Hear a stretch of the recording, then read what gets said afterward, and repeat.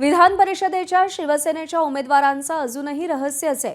भाजपचे 5 उमेदवार जाहीर झाले, पण शिवसेनेचे ते दोघे कोण याची उत्कंठा शिगेला पोहोचली आहे। ज्योती वाघमारेंच्या राज्यसभा उमेदवारीमुळे नौख्यांच्या आशा पल्लवित झाल्यात। शिवसेनेतल्या प्रस्थापितांनाही शिंदेंच्या मर्जीची अपेक्षा आहे। भाजपकडून त्यांच्या 5 उमेदवारांची नावं काल जाहीर करण्यात आली।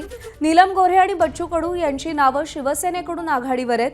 दीपक सावंत, संजय मोरे, रवी फाटक यांच्या नावाचीही चर्चा आहे। शायना एनसी, रवींद्र धंगेकर आणि शीतल म्हात्रे देखील या शर्यतीत असल्याचं कळतंय।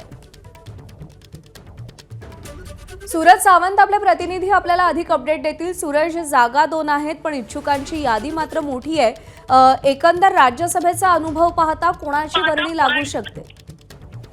प्रज्ञा, नक्कीच आपण पाहतोय की शिवसेनेत इच्छुकांची गर्दी ही खूप मोठी आहे। मात्र विधान परिषदेसाठी 56 जागा असल्यामुळे त्या ठिकाणी 2 जागा या शिवसेनेच्या वाटेला आलेत। भाजपकडनं कालच 5 जणांची यादी ही जाहीर करण्यात आलेली आहे। महाविकास आघाडीचं गणित ठरलेलं आहे।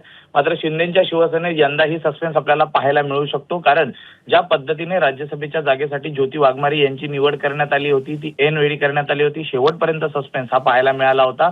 अनेक त्या ठिकाणी दिग्गज खासदार होते, मात्र त्यांना डावलून कुठेतरी ज्योती वाघमारे यांना संधी दिली। तशी संधी यंदा विधान परिषदेला दिली जाते का हे पाहणं देखील महत्वाचं आहे। मात्र दुसरीकडे नीलम गोरे आणि बच्चू कडू यांच्या नावाची सध्या जोरदार चर्चा आहे आणि बच्चू कडू ही आपली भूमिका काय घेतात हे आपल्याला थोड्याच तासांमध्ये आपल्याला कळेल।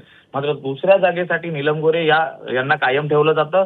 तर शिवसेनेत दीपक सावंत आहे, संजय मोरे, रवी फाटक यासारखे दिग्गज नेते आहेत। त्याचबरोबर शायना एनसी, रवींद्र धंगेकर आणि शीतल म्हात्रे यांच्या नावाची देखील जोरदार चर्चा आहे। त्यामुळे शेवटपर्यंत सस्पेन्स शिवसेनेत यावेळीही पाहायला मिळू शकतो असं आपल्याला सांगितलं जातंय। सूरज, अपडेट जाणून घेत राहू। तुर्तास धन्यवाद दिलेल्या माहितीसाठी।